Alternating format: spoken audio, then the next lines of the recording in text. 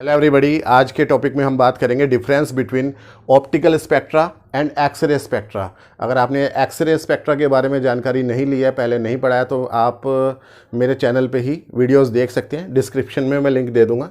आज की बात करते हैं ऑप्टिकल स्पेक्ट्रा जो होता है वो मतलब विजिबल स्पेक्ट्रा हो गया। इसकी फ्रीक्वेंसी जो होती है वो अबाउट 10⁻14 हर्ट्ज की कैटेगरी की होती है, और जबकि एक्सरे स्पेक्ट्रा जो होता है उसकी फ्रीक्वेंसी बहुत ज़्यादा हाई होती है और इससे 1000 टाइम्स हाई होती है।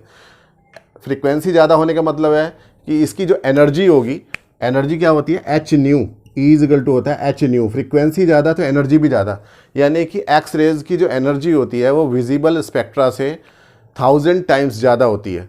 इसीलिए इनकी पेनिट्रेटिंग पावर ज़्यादा होती है। और अगर हम किसी ह्यूमन बॉडी का एक्सरे लेते हैं तो वो सिर्फ बोन को छोड़ के, हड्डियों को छोड़ के, बाकी के स्किन के या ब्लड के आर पार निकल जाता है और पीछे इमेज बना देता है।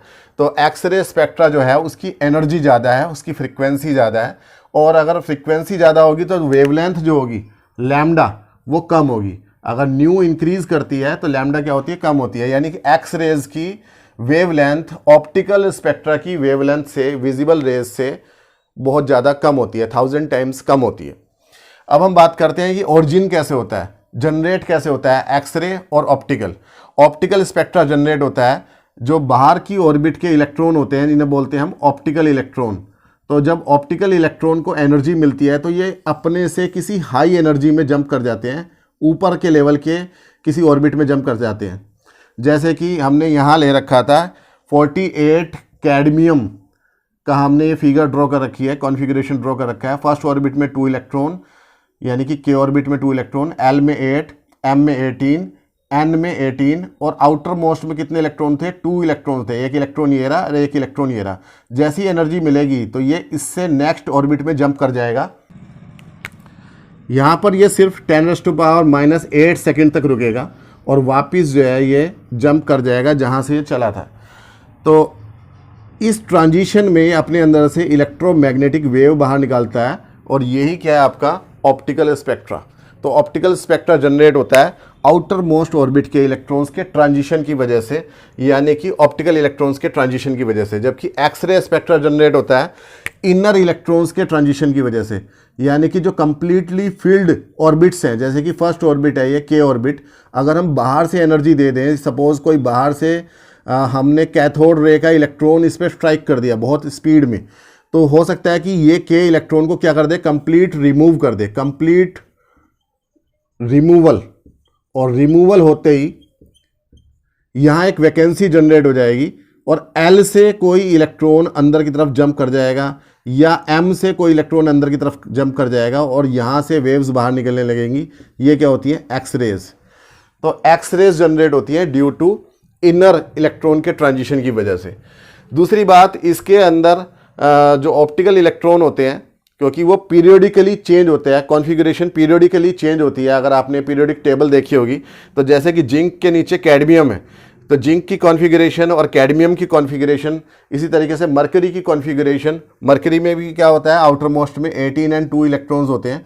तो कॉन्फ़िगरेशन सेम होती है, सेम होने की वजह से इनकी प्रॉपर्टीज़ भी सेम होती है, और इनका जो स्पेक्ट्रा होता है वो भी सेम होता है, लगभग सेम होता है। यानी कि जिंक के बाद में कैडमियम पे और कैडमियम के बाद में मरकरी पे पीरियोडिकली रिपीटिशन होता है स्पेक्ट्रा में, ऑप्टिकल स्पेक्ट्रा में। जबकि एक्सरे स्पेक्ट्रा में ऐसा कोई रिपीटिशन नहीं होता है, क्योंकि एक्सरे स्पेक्ट्रा डिपेंड करता है इनर मोस्ट ऑर्बिट के इलेक्ट्रॉन्स के ऊपर, और इनर मोस्ट ऑर्बिट के इलेक्ट्रॉन ज़्यादा चार्ज होने पर, यानी कि ज़्यादा एटॉमिक नंबर जेड होने पर इसका अट्रैक्शन बढ़ता चला जाता है। अट्रैक्शन बढ़ने से इसे रिमूव करने के लिए ज़्यादा एनर्जी की ज़रूरत पड़ती है, ज़्यादा एनर्जी की ज़रूरत पड़ती है। तो यानी कि जब कोई ऊपर की ऑर्बिट का इलेक्ट्रॉन अंदर जंप करेगा तो उसकी फ्रीक्वेंसी भी क्या होती चली जाएगी, ज़्यादा होती चली जाएगी। That means frequencies of lines increases steadily, not periodically. Periodically change नहीं होता बल्कि स्टडीली, यानी कि लगातार चेंज होता है विद इंक्रीजिंग एटॉमिक नंबर।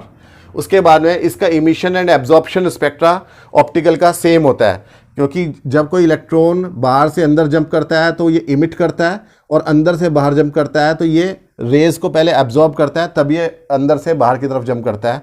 तो ये दोनों पॉसिबिलिटीज़ हो सकती हैं in case of optical spectra, यानी कि जिन पोजीशंस पे आपको इमिशन स्पेक्ट्रा मिलेगा, जिन फ्रीक्वेंसीज़ का आपको इमिशन स्पेक्ट्रा मिलेगा, उन्हीं फ्रीक्वेंसीज़ का आपको एब्जॉर्प्शन स्पेक्ट्रा भी मिलेगा। जबकि एक्सरे स्पेक्ट्रा जो होता है वो अलग होता है, इमिशन अलग होता है, एब्जॉर्प्शन अलग होता है। इमिशन में तो आपको डिस्क्रीट लाइंस मिलती हैं जिसे हम K series, L series, M series बोलते हैं, लेकिन एब्जॉर्प्शन के टाइम पे आपको जो के सीरीज़ है उसकी सीरीज़ लिमिट वाली वेव ही मिलती है और उसके बाद में कंटिन्यूसली एब्जॉर्प्शन मिलता है।